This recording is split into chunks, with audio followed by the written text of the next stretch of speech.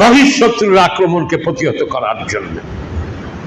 এবার বললাম আমরা এবার আর উহুদের মতো মদিনা অরক্ষিত রাখি আমরা উহুদে যাব না, আমরা এবার মদিনা থেকেই যুদ্ধ করব। তখন পরীক্ষা খানুরা এই বুদ্ধিটা দিলেন সালমান ফার্সি রাদিয়াল্লাহু তাআলা আনহু, আমরা বাংকার মানে গর্ত ঘুরিয়ে ওর মধ্যে থাকবো। চতুর্পাশ দিয়ে মদিনার চতুর্পাশ দিয়ে 6 মাইল 10 হাত আড়ে আর 6 মাইল লম্বা বেড় দেওয়া। হুজুর পাক সাল্লাল্লাহু আলাইহি ওয়াসাল্লাম এই যুদ্ধে কোদাল দিয়ে মাটি কেটেছিলেন। তো এইখানে শত্রু বাহিনী চলে আসলো। শত্রু বাহিনী যখন আসলো সৈন্যে সৈন্যে ভর্তি, এরা বুঝতে পারলো ইসলামী বাহিনী এবং তাদের সাথে কিছু মদিনার কাফের বাহিনী, মুনাফিক একদল আর কাফের একদল, দুই দলে বিভক্ত তারা। এরা দেখে এদের কাম সারা। পরে মুসলমানদের অবস্থাও মারাত্মক হয়ে পড়ে। কিন্তু ওরা প্রথমে গর্ত দিয়ে আবার কোন ধরনের লড়াই, এটি সব গর্তের মধ্যে যেদিকেই যায় বহু মাল সামান বহু কিছু নিয়ে আসছিল এই বাহিনী, কুরাইশ বাহিনী। কিন্তু চতুর্দিক দিয়ে খালি তেল ছোড়া, মরিচা। এরা নিচ থেকে তীর মারে, ওরা তা মারতে পারে না, কিন্তু ওরা বড় বড় পাথর ফেলাচ্ছে। এইটাতে অসুবিধা হয়ে গেল মুসলিম বাহিনীর। উভয় পক্ষই স্তব্ধ, উভয় পক্ষ স্তব্ধ হয়ে রয়েছে, কোনো সুবিধা করতে পারছে না। এরকম 29 দিন পার হলো। পরে কি ঘটলো, যে আয়াতটা এখন পড়া হলো, এই বান্দাগণ তোমরা লক্ষ্য করো, যখন তোমাদের সামনে শত্রু বাহিনী এসে গেল তখন আমি তোমাদের উপরে যে অনুগ্রহ করেছিলাম তা ছিল আমি তাদের বিরুদ্ধে প্রবল ঝঞ্ঝাবায়ু এবং এমন সৈন্যবাহিনী প্রেরণ করেছিলাম যা তোমরা চোখে দেখতে পাও না। এই পরবর্তী আয়াত, তোমরা যা করো আল্লাহ তার সবই দেখেন। চুরি করি দেখেন, পরের বিপরে ভাগায় নিয়ে যায় তাও দেখেন, সুদ খাচ্ছি ঘুষ খাচ্ছি তাও দেখেন, আমি ঠিক করি বিএনপি করি সব ভালো করে জানে, কোনোটাই জানতে বাকি নেই। কয়টা মিথ্যা করলাম সারাদিন, কয়টা সব জানো। তোমরা যা করো আমি তার সবই দেখি। পরবর্তী আয়াত, إذ جاءوكم من فوقكم ومن أسفل منكم وإذ زاغت الأبصار وبلغت القلوب الحناجر وتظنون بالله الظنونا। যখন শত্রু বাহিনী তোমাদের নিকটবর্তী হয়ে গেল উপর দিক দিয়ে নিচ দিক দিয়ে, কত নাইমে পিছন দিকে অ্যাটাক করার চিন্তা করছে। শত্রু বাহিনী যখন তোমাদের উপরে ঘিরে ফেললো, উপর দিক থেকে নিচ দিক দিয়ে নিকটবর্তী হয়ে গেল, তখন তো তোমাদের দৃষ্টি বিভ্রম ঘটেছিল, তোমাদের চোখে ধাঁধা লেগে গেল, এত বাহিনী। আর তোমাদের প্রাণ তখন কণ্ঠাগত মানে আত্মা বের হয়ে, আর আল্লাহর সম্পর্কে তোমরা বিরূপ ধারণা করতেছিলে। আল্লাহর সম্পর্কে বিরূপ ধারণা, এটা পাপ নাই, মারাত্মক অবস্থায় যখন এই যে তখন সন্দেহটা আসে, আল্লাহ এটা না, আল্লাহ কি সাহায্য করবে না, আমরা কি বাঁচতে পারবো, এইরকম বিরূপ ধারণা আল্লাহর সম্পর্কে। তখন তোমরা যখন সৈন্যবাহিনী একেবারে বাংকারের মুখে চলে আসছে, অস্ত্র মারতেছে, পাথর মারতেছে, এরকম করে 27-28 দিন হয়ে যাচ্ছে, তখন তোমরা কি, তোমাদের দৃষ্টি বিভ্রম ঘটে গেল, তোমাদের কি হলো, তোমাদের প্রাণ কণ্ঠাগত হয়ে গেল, মানে ধরফড়ানি মারাত্মক হয়ে গেল, তোমরা আল্লাহর সম্পর্কে ভুল ধারণা করতে লাগলে। পরবর্তী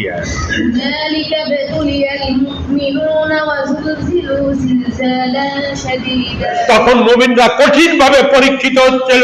প্রত্যেক ব্যক্তিগত জীবনে প্রত্যেকটা ইমানদারের পরীক্ষা দিতে হবে আল্লাহর কাছে, রোগে শোকে বিপদে আপদে, দেশে কালে স্থান কাল পাত্রে, অতীত বর্তমান ভবিষ্যতের যে কোনো এই জন্য যে কোনো ধরনের পরীক্ষা মাঝে মাঝে এটা ইমানদারদের উপরে আসবে। আসবে। তাই বলছি আরে ডায়াবেটিস হাই প্রেশারও একটা পরীক্ষা, এরকম করে প্রত্যেক ইমানদারদের জন্য, এটা কাফেরদের জন্য কোনো পরীক্ষা না, মুসলমানদের রোগে শোকে বিপদে আপদে ঝড় তুফান অগ্নিকাণ্ডে সকল স্থানে তাদের।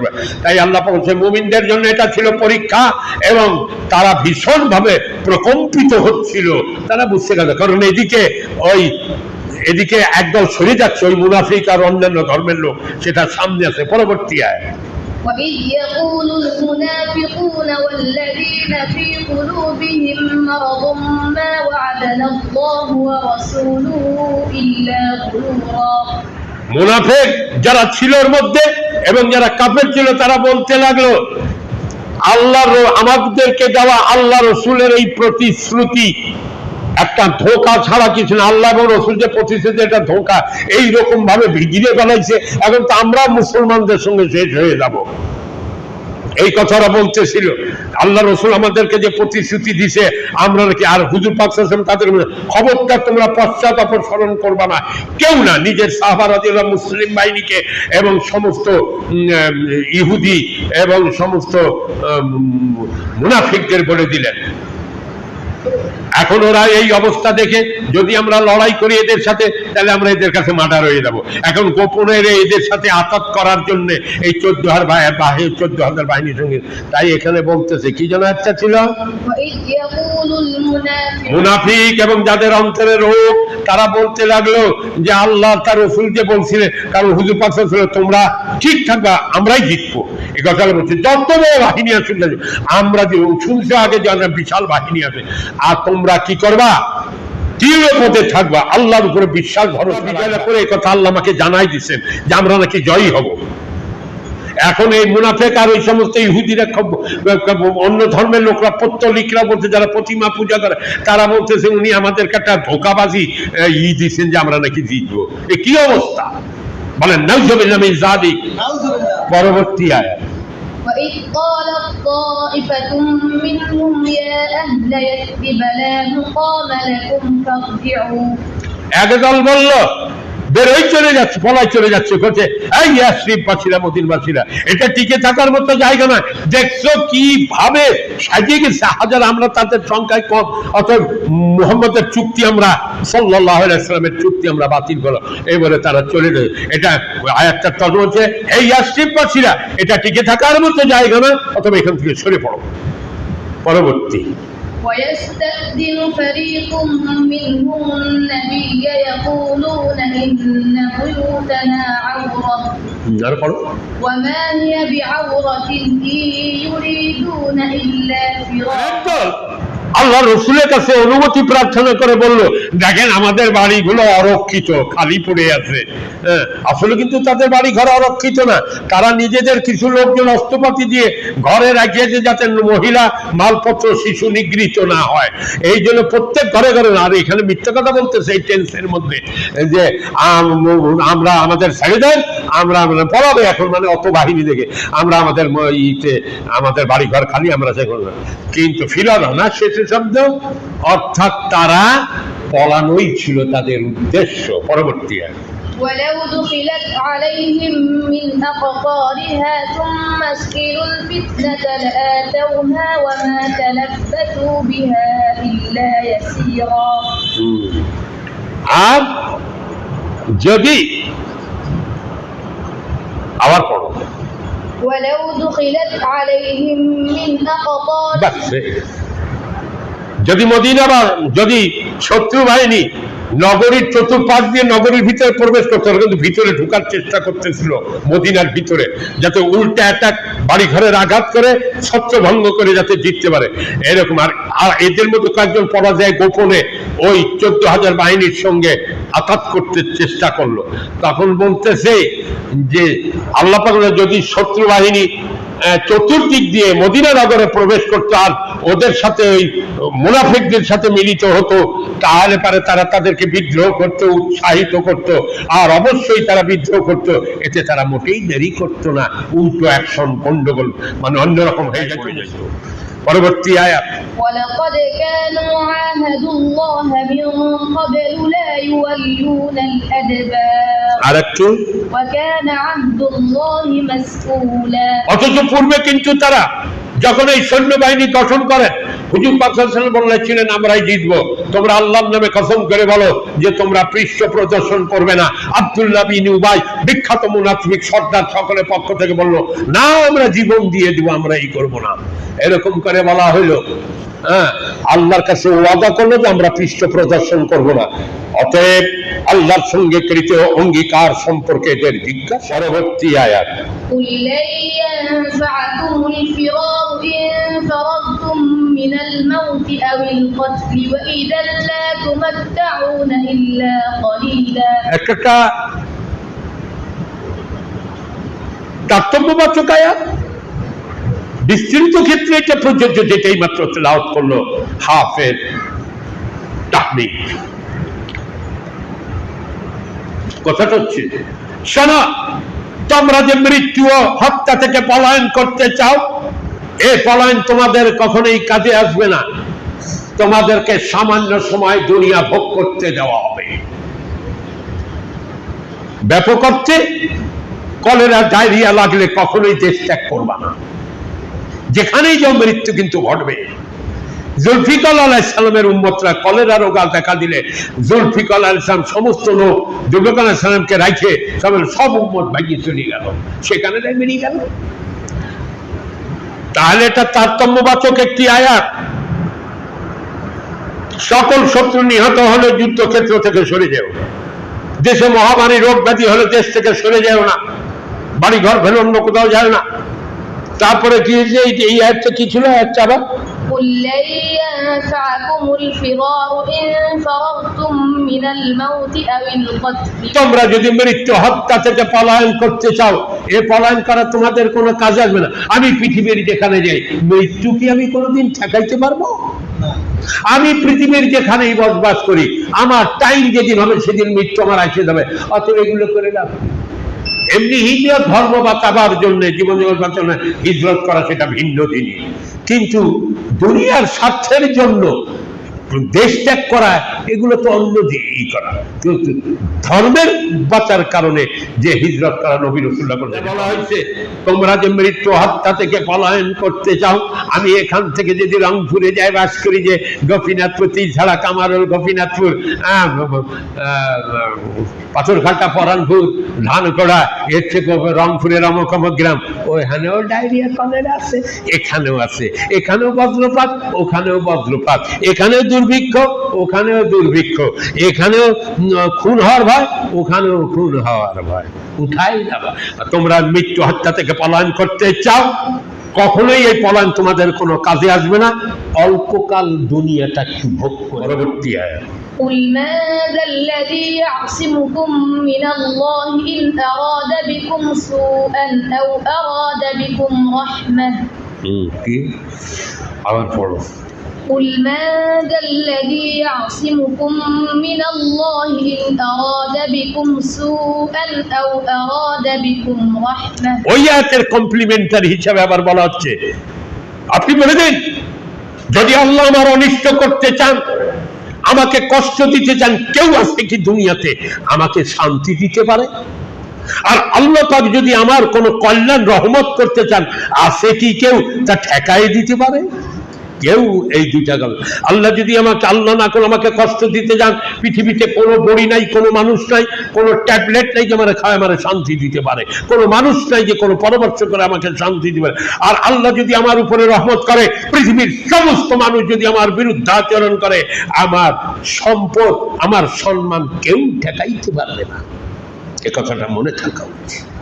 পরবর্তী আয়াত, ولا يجدون لهم من دون الله وليا ولا نصيرا। আল্লাহ ব্যতীত কোনো অভিভাবক নাই, কোনো সাহায্যকারী নাই। পরেরটা, قد يعلم الله المعوقين منكم والقائلين لإخوانهم هلم إلينا।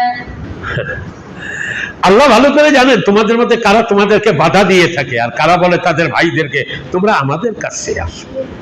এক ষড়যন্ত্রমূলক আয়াতের আলোচনা। পরবর্তী, ولا يأتون البأس إلا قليلا। আসলে তারা অল্পই যুদ্ধ করে, এই জন্যে বাংকার থেকে উড়ে চুটে চলে যাওয়ার পরে أشحة عليكم।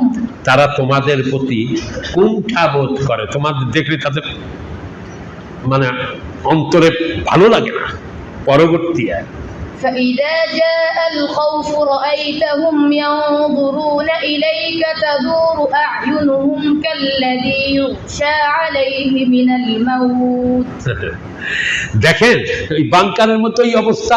হুজুর পাক সাল্লাল্লাহু আলাইহি ওয়াসাল্লাম কানে আসছে যারা ভাগিয়ে যাচ্ছে, অথচ তারা ওয়াদা করছিল এই বাহিনী গঠন করার সময় যে তারা আল্লাহর নামে শপথ করেছে আমরা কখনো পিছু। এখন এর বলতেছে কি জানা যাচ্ছে, فإذا جاء الخوف رأيتهم যখন কোন বিপদ মুসিবত আসে আপনি দেখবেন তারা মৃত্যু ভয়ে চোখ উল্টিয়ে অচেতন ব্যক্তির মতো আপনার দিকে তাকায় থাকে।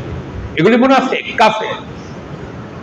যখন মুসিবত আসলো বাংকারের উপরে, যখন দেখলো সৈন্য একদম কাছে এবং ওরা জানছে যে অল্প সৈন্য আর এরা জানতে পারছে বহু সৈন্য, তখন ওরা উপরের থেকে পাথর ফেলতেছে এদের গায়ের উপরে আর এরা তীর মারতেছে। তো বলতেছেন আর যে কি জানো আবার فإذا جاء الخوف رأيتهم যখন কোন বিপদ মুসিবত আসে তখন যাদের ভিতরে ঈমান নাই, যারা কাফের মুনাফিক বা ঈমান আছে দুর্বল, তারা কি করে? তখন মৃত্যু ভয় চোখ উল্টাইয়ে একেবারে অচেতন ব্যক্তির মতো ডলিয়ে পড়ে। এবার বলে মুসলমান। সেই কথা এখানে পরবর্তী আয় فإذا ذهب الخوف سلقوكم بألسنة حداد أشحة على الخير আর যখন বিপদ চলে যায় তখন ধন সম্পদ লাভের আশায় তারা কি করে? আপনাদের সঙ্গে বাকচাতুরিতে লিপ্ত হয়। আল্লাহ পাক কি করলেন? 30 দিনের দিন হঠাৎ ঝড়, যেটাকে মরুতে টাইফুন চলে, ধূলি ঝড়, এত শীতকাল ছিল উইন্টার সিজন, তার উপরে লাগাই দিলেন আল্লাহ পাক ঠান্ডা বাতাস। আর বাতাসটা ঠিক শত্রুদের বিপরীত দিক থেকে আসতে লাগলো। ইন্দ্রা বাংকারের মধ্যে কোনো শীতের কোনো এত তীব্র যে এখনো ইসলামী গবেষকরা বলেন যে তার গতি ছিল 200 কিলোমিটারের, ঘন্টায় 200 কিলোমিটারের উপরে। উটগুলি গড়ায় গড়ায় চলে যাচ্ছে, সৈন্যবাহিনী ধুলায় দিক বিদিক হয়ে ছাতুর বস্তা, কিশমিশের বস্তা, ওই খেজুরের বস্তা, শুষ্ক মাংসের বস্তা, এরকম করে মিষ্টি, দুধ, হাড়ি পাতিল সব উল্টে পাল্টে একেবারে এত তীব্র ভাবে চলতে লাগলো। বিকাল হইতে হইতে অবস্থা খারাপ, আবার বাস অন্ধকারে আরো শুরু হয়ে গেল। এত তীব্র বাতাস, সেই কথা যে আগে আট গেছে, যখন তোমাদের শত্রু বাহিনী নিকটবর্তী হয়েছিল তখন আমার সেই নিয়ামতের কথা স্মরণ করো। আমি সেই তোমাদের শত্রু বাহিনীর বিরুদ্ধে প্রবল ঝঞ্ঝাবায়ু, সাইক্লোন, ঝড় ছেড়ে দিয়েছিলাম আর এমন বাহিনী প্রেরণ করেছিলাম যাদেরকে তোমরা চোখে দেখতে পাও নাই। এই সেইটার কমপ্লিমেন্টে এখানে আসলো। কি হলো? যখন ওরাই বিপদ দেখলো তখন মদিনার ভিতরে ঢুকে গেল নিজেদের বাড়ি ঘরে ওই সব মুনাফিক কাফের। আর যখন মুসলমানরা গনিমতের মাল ঘিরে রাখলো, ভোর হইতে হইতে ধরা পড়লো, বন্দি হলো, বান্ধে ফেললো, ধরে রাখলো, তাদের আটকা রাখলো। বহু অস্ত্র, বহু কিছু মুসলমানদের হাতে, কম্বল, চাদর, ঘটি বাটি, তৈল, কলা, আন্ডা, পয়সা, ডিম যা ছিল, এদের মুসলমানদের গনিমতের মাল এসে গেল কোটি কোটি। এই মালে বহুত, এই যুদ্ধে বহু মাল, বিনা যুদ্ধে আল্লাহ বহু গনিমতের মাল দিয়ে দিলেন মুসলমানদেরকে, অস্ত্র পাইল, তারপরে উট পায়ে গেল, এরকম তাজা তাজা উট। তো এই অবস্থার পরিপ্রেক্ষিতে আল্লাহ পাক বলতেছেন যে যখন বিপদ দেখলো তখন তারা সরে গেল, আর যখন মুসিবত সরে গেল, বিপদ চলে গেল, বিপদ নাই, তখন তারা ওই মাল সম্পদের আশায়, এটা যাবে আরো জায়গায়, অন্য জায়গায় আছে, আমরা কি আপনাদের সাথে ছিলাম না, আমরা তো আপনাদের সাথে ছিলাম, এরকম কয়েটা তারা মাল, ওই গনিমতের মাল ভাগে খাওয়ার জন্য তারা নানা রকমের চটকদারি কথাবার্তা আরো ছিল। হুজুর পাক ওদেরকে সম্পূর্ণ বলে ভাগ পাবি না। পরবর্তী আয়াত أولئك لم يؤمنوا فأحبط الله أعمالهم বস্তুত ওরা ঈমানদার না, তাই আল্লাহ ওদের সকল কার্যই ধ্বংস। আসলে আল্লাহর ইচ্ছা ছিল না যে ওরা এই বিজয় লাভ করা পর্যন্ত থাকুক, কারণ তো মুনাফিক কাফের। আল্লাহ চান আমার ইমানদার বান্দা রাসূলের উপরে সমস্ত সম্পত্তিটুকু আসুক, বিজয়টা তাদের উপর আসুক। এই জন্য আগে ওদেরকে 29 দিনের দিন বাইর করে দিলেন, বেরিয়ে যা। এরপর তাই আল্লাহ পাক বলতেছেন যে আল্লাহ পাক ওরা আসলে ইমানদার না, তাই আল্লাহ ওদের কর্মকে পছন্দ করেন না, ওদের কর্মকে ধ্বংস করে দিলেন। পরবর্তী আয়াত, وكان ذلك على الله يسيرا। আর এটাই হচ্ছে আল্লাহর পক্ষে অত্যন্ত সহজ। বারাকাল্লাহু লানা ওয়া লাকুম ফিল কুরআনিল আযীম।